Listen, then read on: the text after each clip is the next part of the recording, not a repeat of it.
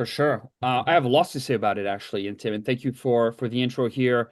It's lovely to be with you all today on this great Friday. So yeah, I would say I would agree loop marketing is definitely one of the things that stood out the most for me coming out of this inbound. As Tim said, obviously inbound marketing is sort of something that HubSpot invented, and I'm sure you've seen this in your own business. We're noticing across, it's not working like it used to.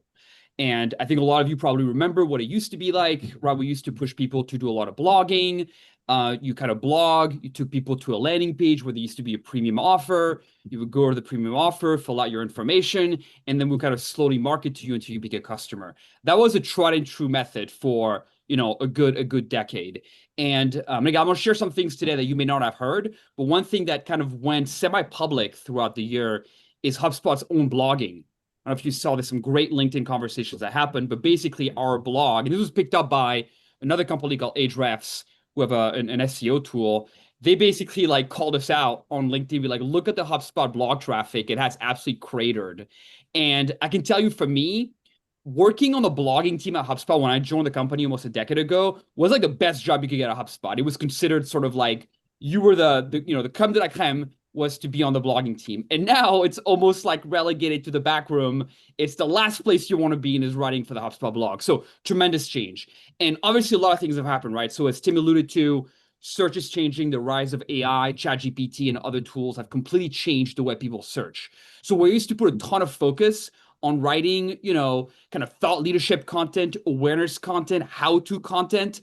That stuff has been gutted by AI and ChatGPT. Now, I do think some people are proclaiming the death of Google a little bit early, but I think it's definitely coming, right? Zero-click searches are definitely going to be, if they're not here already, they probably will be here in 6 to 9 months. But be that as it may, the funnel isn't flowing like it used to, and that top of the funnel that used to be, again, our bread and butter at HubSpot has gone away. People can get the answers directly from Google or from AI. So the other thing that's happened is because that top of the funnel has become essentially gutted by the rise of AI, awareness is really scattered. So it used to be that, again, it was a pretty simple flow. People used to go to Google, find blog posts, relevant content, and begin their journey. Now it's scattered all over the place. People are scrolling on social. People go to Reddit. People spend time in other kind of AI tools. People's attention are scattered, and it's not as linear as it used to be. So you really have to be wherever your customers are found. That's podcast, that's YouTube. You can't just pick one channel and hope it's going to work. You really have to kind of to be everywhere. Thirdly, right, because the top of the funnel has become so dispersed, the bottom of the funnel has become more important than ever. And by that, I mean, when people come to your website today, they've done their research.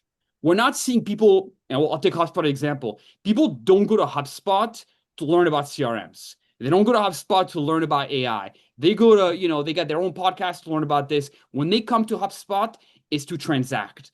I think there's a renewed focus on the bottom of the funnel and your web experience. You need a great web experience because people are coming to your website to buy. They're not coming to your website to learn about, X and Y topic. Secondly, we need to be ready to experiment. Again, I think loop marketing, which I'm about to get into in a second, is something that is one way of doing it. But what's clear is that loop marketing is based on experimentation. You got to be quick, try things very quickly, and move on to the next. Speed is of the essence. Every company is going to be different. You don't know what channel is going to work for you, but what you need to do is be quickly to be able to iterate, put content out there, and see what's working. And then finally, taste, right? It's something that does not seem to matter as much before, but it makes we are all tastemakers now, and that's another thing that you have to kind of think about carefully. I think in your content production these days is you need to be recommending content people are going to be like. You need to be recommending things that folks and your audience are interested in. But the idea of being a tastemaker matters a lot. And the other thing is, whereas a lot of content used to be published on your website in the blog, a lot of content publishing now should really be happening under your individual person on platforms like LinkedIn. And the reason is people are looking for authenticity. They're not looking for generic information. They're looking for I want to know Tim's opinion about topic X. I'm not interested in some generic, sort of best practice. I want to know what's making Tim, tick and what's keeping up at night, and what are the things that are really interesting to him. So leverage your own personal networks and lead with authenticity. You'll be in good shape. So these are just some kind of high level things I want to get out of the way.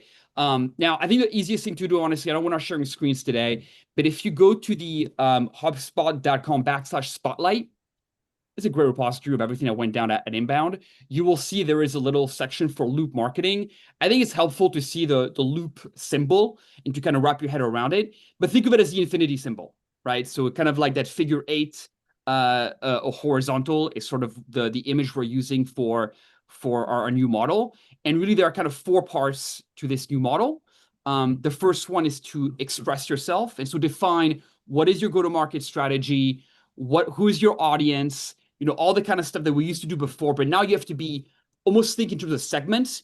Who are you targeting? And be really kind of come up with different brand profiles for every group of people that you're targeting. So that's kind of step one of loop marketing, is expressing your brand in a way that other AI tools can understand it and being able to respond to it accordingly. So express is kind of the first step of loop marketing. The second piece of this loop marketing is tailoring the message.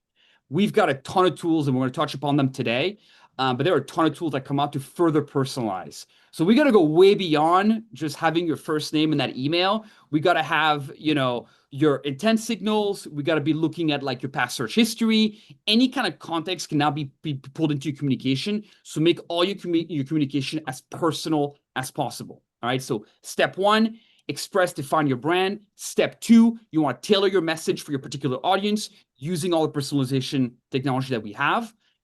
Step three is going to be amplify, right? So what you want to do, again, you can't just like publish on your blog and then, publish on a couple of social channels and be done with it. No, you really have to take a kind of shotgun approach to your content amplification.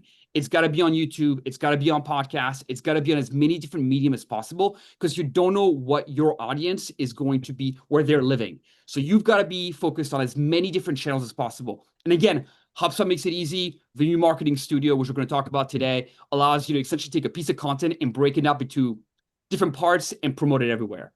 And the final piece, and then I'll promise I'll stop talking, is the evolve section. And all this to say is, all the things that you've done, right? You've run the campaign, you've seen you're getting some kind of feedback, learn what you get from it, and then do it again and kind of tweak it as much as you can. But the key thing here is speed. The age of AI is the age of speed. You're going to be able to get feedback basically in real time, which means you need to get your next campaign going very, very quickly after that. I'll stop there and I'll let somebody else jump in. It's so good. I'm just going to add a little bit of color on top of that before I move on. Thank you so much for the peek behind the curtain. Just a couple things I wanted to augment what you said. This evolve piece, and in fact, all four elements of loop marketing are AI powered.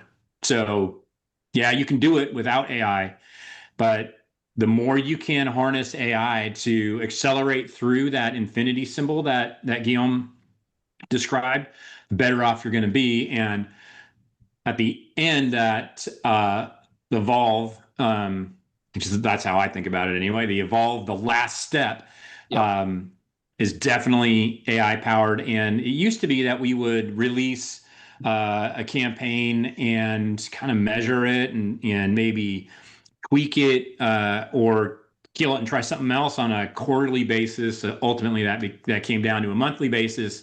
Now it can be minute by minute. So literally in the moment, real time. So loop marketing is all AI powered. Guillaume, you also mentioned about the importance of conversions. Your website traffic not yours, HubSpot's website traffic has tanked to all the various blogs, which is horrible. But conversion from those AI-driven users is through the roof. It's balanced each other out. And HubSpot's, as you would imagine, they're ahead of the game with AEO and loop marketing. So they're killing it and really, really focused on conversion. So as you get users to your website, make sure that your website is optimized for conversion.